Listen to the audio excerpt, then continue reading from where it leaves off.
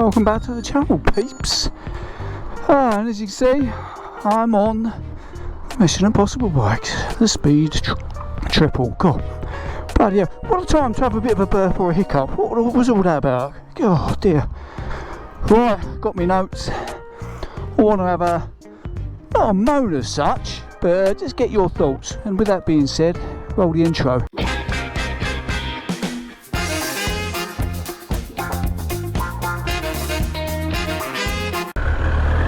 It's going to be another Scorchio day today. It's going to be amazeballs. I've got to pop into work and see my boss. Have a chat about what's going on with me. I've got my big stomach operation coming up soon. So got to try and get a lot of biking in before I have that done. Otherwise, so that I can make the most of riding my bike. What am I saying? I'm waffling, aren't I? Jesus. I might try and pop in on the way back to Colchester Kawasaki, and they sent me an email about going to have a look at test riding the Guerrilla. So, fucking hell, Jim. Oh, who puts a speed hump in the middle of the bleeding dual carriage, mate? Anyway, so that's, so I might pop in there, see if I can blag a test ride on that bad boy. I wouldn't mind taking out a Meteor again. I did say I want to take out a Super Meteor, because I've already done it once, so that would be quite cool. But, also, see the Royal Enfields, the new Himalayan, let's just adjust you a little bit, that seems to be getting rave reviews from a few people. There's a couple of guys that I follow that have been reviewing that, and they absolutely love it. What with it's a bit more powerful, a bit more brake horsepower, and a little bit lighter. Does about 80 on the motorway, so it's a bit better for highways and stuff. So yeah, seems like a good little motorbike. It's got loads of cool stuff with it as well. Well, the other thing is, it's cheap as chips, and it's got like built-in sat nav and all that business and smart stuff, which for the price is just ridiculous. It's such a bargain.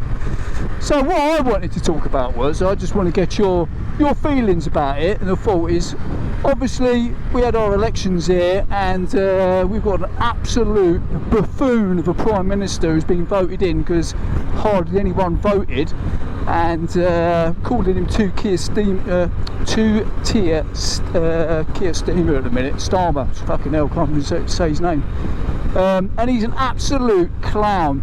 Well, I say he's a clown, I don't know him personally, but what he's done so far, yeah, I would say he's a clown. He's even got the King a bit worried. Even King Charles, his arse is going like that because he's flapping a bit. So, yeah, what I'm getting at is, he's obviously the Tories, they were going to bring in, they wanted to get rid of ICE vehicles, didn't they, by 2030. No, building no more ICE vehicles, cars that is. I don't know what they're going to do about bikes. Absolutely redonkulous. So, and then they kind of like went back on it because they know we haven't got the infrastructure. Two, it's worse for the environment, digging all this crap out of the ground, and all the little black kids out in Africa that are having to dig all this stuff out.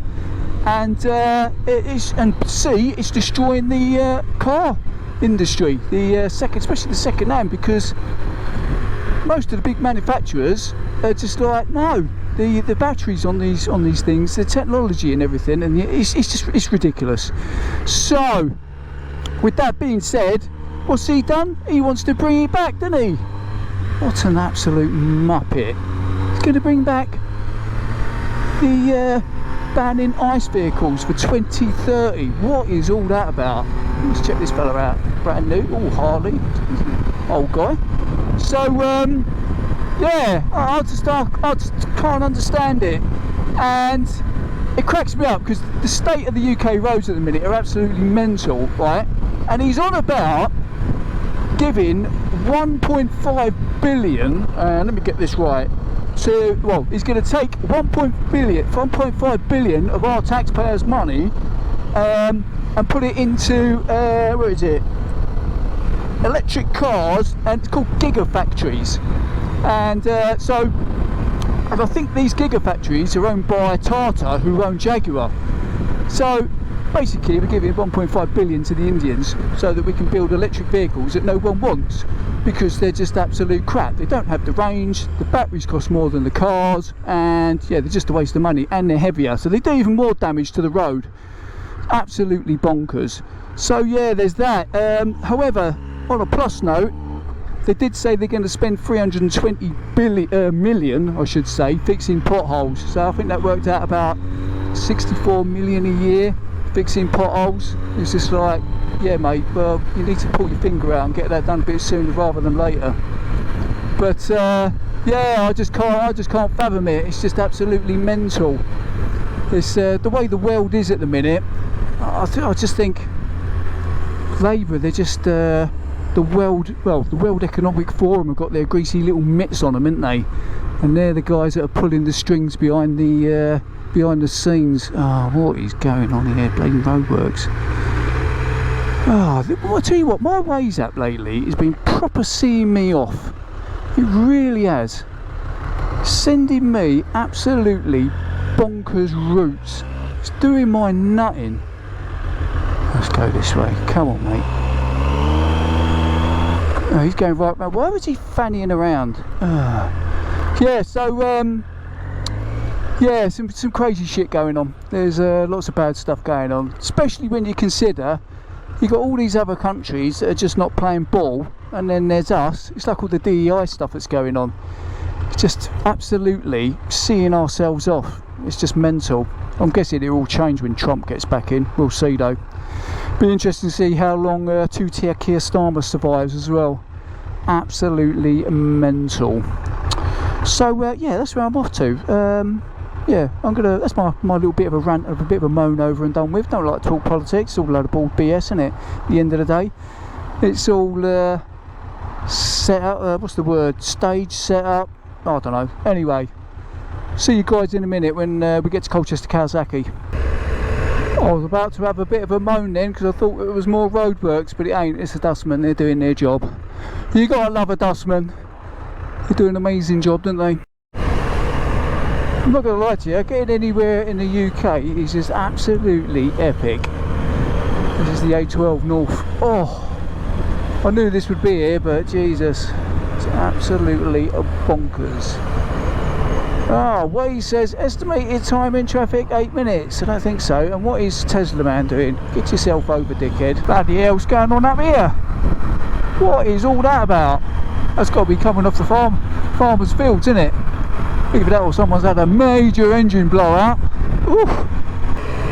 Do you know what? I just had a thought, because it was Bank Holiday Monday. I thought, is it actually open? I couldn't remember if this place is open or not. Well, the looks of it, with all the bikes out the front, it is open. Let's go in here. A few moments later. There we go, recording now. I'll tell you, it's a serious argument for switching out GoPro, you know, to DJI with the Osmo Actions. I'm seriously thinking Osmo Action 4 seems to be better battery life and more reliable. Don't let you down. But yeah, that was pretty busy in there. Saw the Guerrilla. I'll put some pictures up on here while we're talking about it. Yeah, it's nice looking bike. I love the colour schemes. Yeah, that was very nice, and it looked nice from every angle.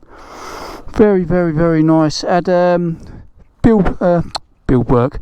Yeah, the build on it looked pretty good, and it looked like it had like the Himalayan, where it has the dash, electronic dash on it. Ain't too badly priced either, as per the Himalayan. Yeah, I don't know if they're going to attract loads of youngsters to ride their bikes or not. It'd be interesting to see if that happens. But yeah, nice looking bike. Don't know if I'll test ride one or not. I don't know. Not really. I don't know if it's really my cup of tea if it's aimed at me. Probably good for if you're around about town and city bike and all that type of business. What's this clown doing? Come on, mate, get across the road. God dear, he's struggling, isn't he? Himalayan as well. Had a look at that. That was a bit Marmite, that one. The only thing I found with that is looking at it, the tank. it's plain. There's nothing on the, you know, that says Royal Enfield or anything like that, or what it is, which was a bit off-putting. Makes the tank look really strange. It has it on the frame, says Royal Enfield, but it doesn't say it on the tank, which was a bit odd, I thought.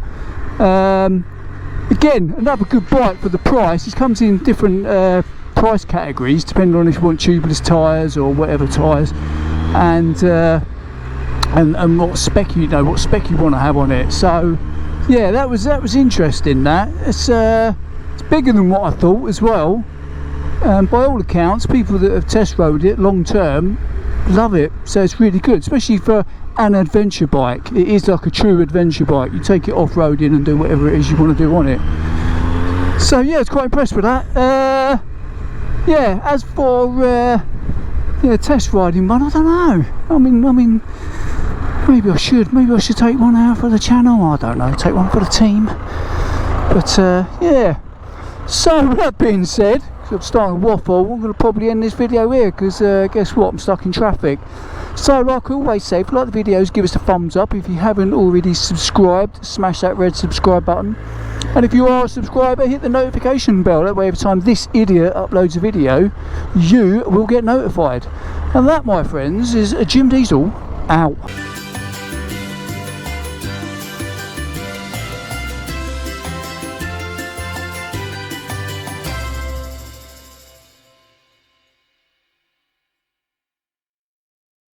I thought I'd go the back roads, you know, avoid all the traffic and sort out my back wheel, because I don't want to square it off. And guess what? More bleeding roadworks. Look at the state of this. Dear oh dear. Do you know what? It's not really, these type of roads really aren't ideal for this. I should have been on the Royal Enfield Classic. The Royal Enfield Classic 500 would love these type of roads. The Speed Triple, not so much. Plus I think my what do you call it, shock is finally bitten the dust. I think it's on its way out.